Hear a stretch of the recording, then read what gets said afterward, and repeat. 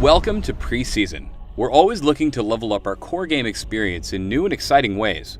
This year, we'll be making gameplay changes aimed at evolving the support role, refining the jungler position, and polishing the overarching game flow of Summoner's Rift. We're looking for your feedback to help make the game even better before the 2014 season. We believe all players should experience a meaningful endgame fantasy, no matter what they play. Most of our roles and positions are already successful at this, but there were a few who typically fell behind the curve late game, specifically supports and junglers. Let's talk about supports first. Taking down an enemy nexus doesn't come cheap. Winning the Vision War often meant that individual players, usually supports, didn't have that extra gold to buy the items they wanted. Here, we're introducing new components to the Vision game that'll both increase strategy and diffuse responsibility for warding. You'll encounter new vision granting items this season called trinkets. Free to purchase and store in their own item slot, each trinket offers something a little different, like revealing and disabling nearby wards, scouting a remote area, or placing a free ward.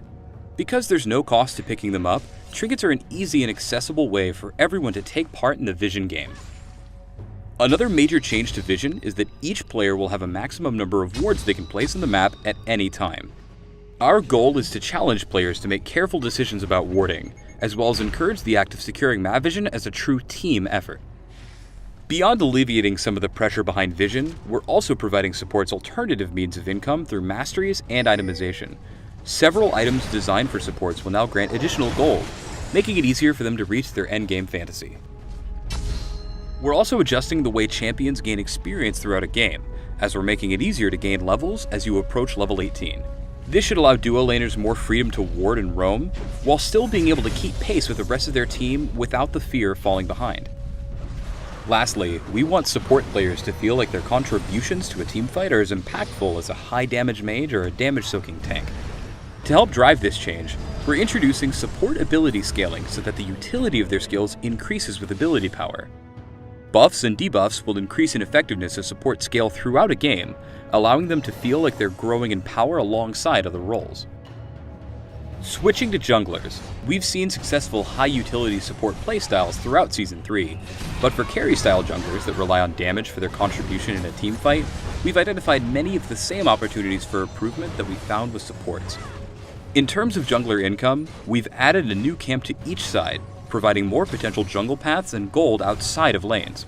We're also adding new items that allow junglers to customize their builds to match their playstyle, whether they're staying in the jungle or ganking enemy lanes. To ensure that a jungler's levels stay consistent with the rest of their team, we're also introducing neutral monster levels that scale with the average champion level in-game, providing higher experience and gold bounties as they level. By increasing income and experience, junglers should have more opportunities to earn the gold necessary to build big-ticket items. So no matter what style you're looking to play, you'll be able to maximize your presence in teamfights and in the game overall. So far, we've gone over changes that impact particular roles and positions, but we're also making an effort to improve the overall feel and pace of the game. In addition to adding another jungle camp, we're also doing some light yard work around the Rift by cleaning up the size and shape of brush areas around the map. These changes should help reduce confusion around ward placement, as well as fog of war issues around certain choke points. To reduce the snowballing potential behind rushing down global objectives, we're adjusting the benefits from killing outer turrets, so they're more rewarding for the champions who destroy them and have less of an effect on other lanes. Similarly, destroying an inhibitor will no longer make all of your minions stronger, just the ones pushing that lane. This should give teams that lose an inhibitor the ability to capitalize on an epic comeback, instead of having to worry about defending other lanes. Finally, the golden experience rewards from Dragon will now scale over time and give greater rewards throughout the game. The intent is that Dragon will be a hotly contested objective for teams even in the later stages where it's been considered obsolete. Combined with the other top-level changes we've discussed so far, we envision a more dynamic game experience in the upcoming season. And this is just the tip of the iceberg. To learn the full details of our preseason changes, including those not covered in the video, check out the rest of our preseason content and keep an eye out for more updates as we continue to gather your feedback.